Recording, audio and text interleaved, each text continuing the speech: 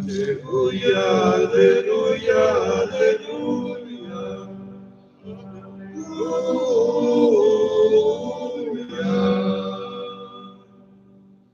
O Senhor esteja convosco. Proclamação do Evangelho de Jesus Cristo segundo São Mateus. Glória a vós, Senhor. Naquele tempo, quando Jesus chegou à outra margem do lago, na região dos Gadarenos, vieram ao seu encontro 2 homens possuídos pelo demônio, saindo dos túmulos. Eram tão violentos que ninguém podia passar por aquele caminho. Eles então gritaram: "O que tens a ver conosco, Filho de Deus? Tu vieste aqui para nos atormentar antes do tempo?" Ora, a certa distância deles estava pastando uma grande manada de porcos. Os demônios suplicavam-lhe: "Se nos expulsas, manda-nos para a manada de porcos." Jesus disse: "Ide." Os demônios saíram e foram para os porcos, e logo toda a manada atirou-se monte abaixo para dentro do mar, afogando-se nas águas. Os homens que guardavam os porcos fugiram e, indo até a cidade, contaram tudo, inclusive o caso dos possuídos pelo demônio. Então a cidade toda saiu ao encontro de Jesus. Quando ouviram, pediram-lhe que se retirasse da região deles. Palavra da salvação. Glória a vós, Senhor. Podemos sentar um instante, irmãos e irmãs, meditarmos essa palavra de Deus, que é sempre a que ele faz depois do Sermão da Montanha, né, que a casa é a rocha, né? Ela é sólida, ela é firme. Né? Chama atenção, em primeiro lugar, gostaria de observar algumas coisas sobre a primeira leitura do livro do Gênesis. Tem textos do Antigo Testamento que são textos etiológicos, isto é, eles nasceram para dar a explicação ou para explicar a origem ou a existência de alguma coisa, de uma instituição, de um monumento, de uma pedra, de um povo, tem uma explicação. Aqui é claro que para o povo judeu, a grande meta era poder ter filhos, porque um povo como os beduínos, migrante, que vai pelo deserto, esse povo tem uma mortalidade infantil enorme. Sendo um povo pequeno, podia facilmente se exterminar. Então, por isso toda a Bíblia vai falar da promessa de descendência. A descendência, te darei a terra, te darei uma descendência enorme, como as estrelas do céu, como a areia do mar. Deus promete. Abraão ouviu essa promessa da descendência, é ter filhos. Não ter filhos é uma desgraça a maior possível para aquele povo, naquela situação. E é claro, Abraão estava velho, não tinha filhos, tem toda aquela história de Sara, que sugere a Abraão ter um filho com a escrava Agar. Ele tem um filho, nasceu Ismael, e depois aqueles 3 anjos, três personagens que passam lá no deserto de Mambré, onde eles estão, e eles anunciam a hospitalidade, abriu a porta, matou o novilho, fez comida para os hóspedes, e eles disseram: daqui 1 ano tu já terás um filho aqui na tua casa. E Sara até sorriu daquela promessa, porque Abraão tinha mais de 80 anos e Sara também era já bastante avançada em idade, estéril. Como é que vai ter um filho? E teve um filho, então, mas já tinha Ismael. E aí vem também a malícia e o olho clínico de uma mãe que parecia, claro, no começo maltratava a escrava, com medo que o marido fosse lá de novo.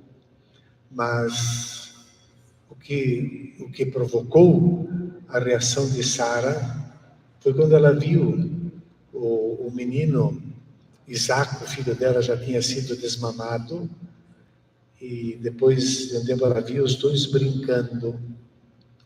Ismael, filho da escrava, Isaac, o filho de Sara, estavam brincando.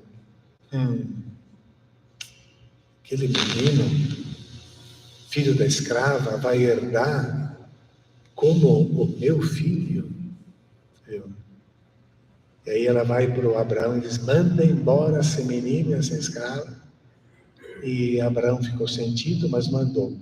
Deus disse: pode mandar, que eu tenho planos. Ela deixou, quando acabou a água e o pão, deixou o menino lá embaixo de uma árvore, se afastou, não quero ver ele morrer. E o menino, mas os gritos do menino, ela, distância de um arco, de uma flecha, não sei quantos metros são, 80 metros, talvez. Ela não ouvia, mas Deus ouviu o grito, e temos aqui então uma teofania. O anjo do Senhor aparece, vai lá, toma o menino, levanta-te, toma o menino, segura-o pela mão, eu vou fazer dele um grande povo.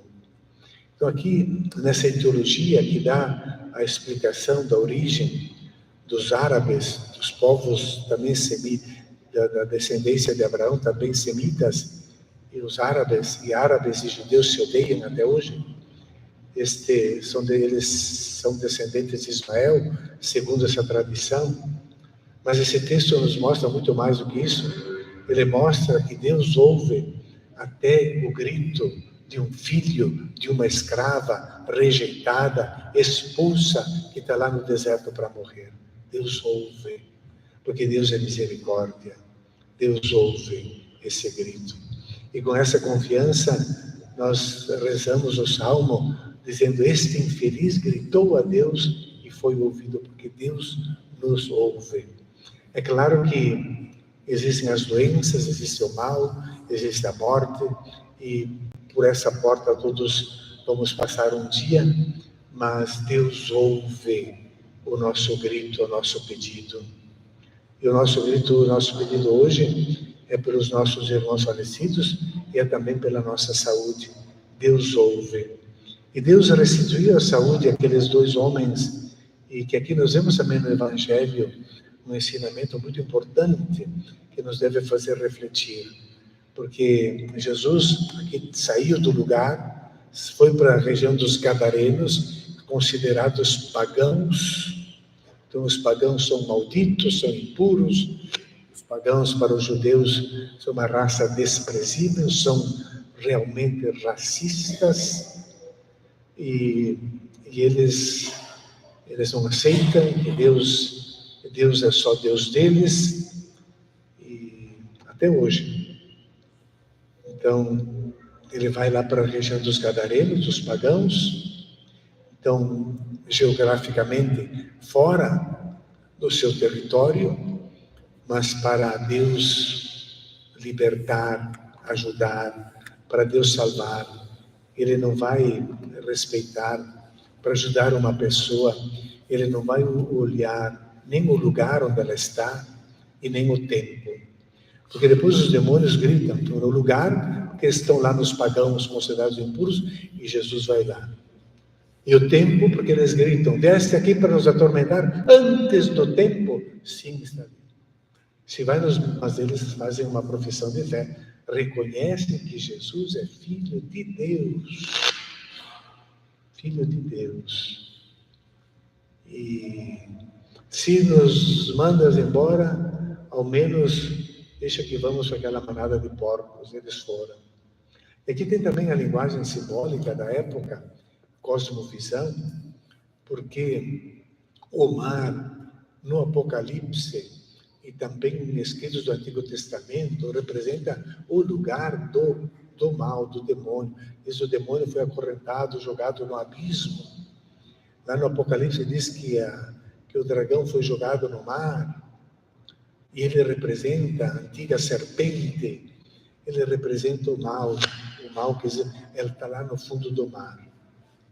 Então é claro que os porcos, eles vão para o seu lugar, vão lá para o fundo do mar e morrem lá. Mas aí tem a reação da cidade, que não ficou feliz por 2 homens terem sido libertados daquela possessão, daquele tormento, daquela violência.